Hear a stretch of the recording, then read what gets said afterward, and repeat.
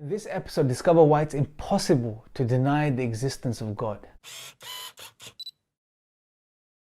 Assalamu alaikum, brothers, sisters, friends, and everybody else watching. Welcome to Thought Revolution. In this episode, we're going to be looking at the second chapter of the Quran, verse 28. Now, this verse is very powerful because here Allah makes the case for His existence.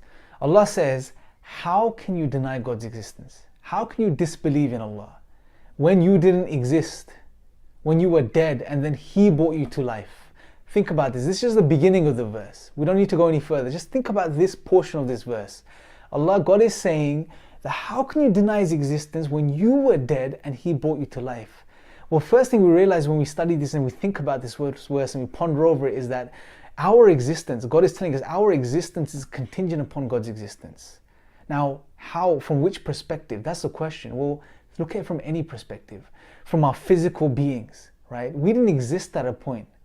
We were nothing more than a drop of despised fluid, and then we grew and we were shaped and we formed into this being that we see today, right? Go down to the DNA, the foundational building blocks of life, how everything comes together, the information that's contained within the DNA for our lives, the building of our beings.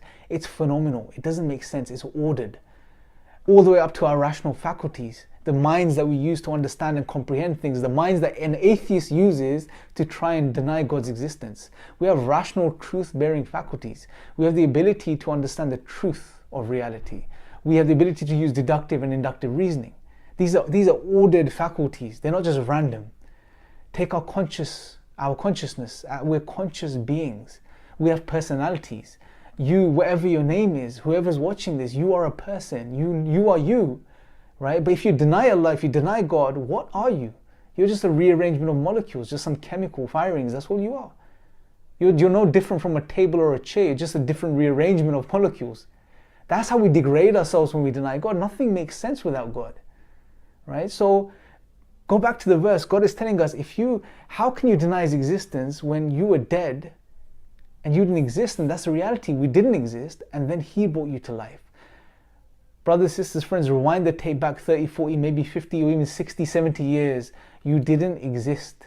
You, this person, yourself, me, Imran, I didn't exist. I was nothing. I was no one. No one knew I would come into existence. But God created me. He sustained me. He supported me. He developed me. He provided for me.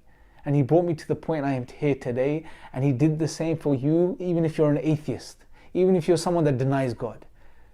Now, you're the person reading this verse as an atheist and you're challenging God's existence. You have to realize, the fact that you have the ability to think and to comprehend and ponder over such a verse. What does that even mean on atheism? To ponder over something, to attain the truth of something. It means nothing on atheism.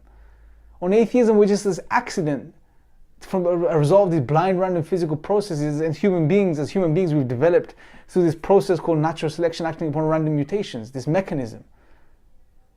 Right, which is concerned with survival and not truth.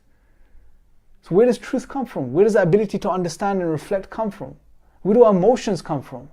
Our moral values and duties, all of these things are encapsulated in this part of this verse, where God says, how can you deny His existence when you didn't exist, you were dead, and then He gave you life? Really think about this, my friends, brothers and sisters. And if you're an atheist, it's time you become sincere to yourselves.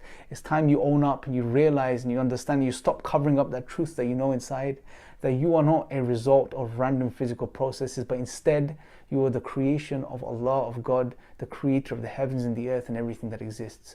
Until next time, Jazakallah khair for watching. Assalamu alaikum wa rahmatullahi wa barakatuh.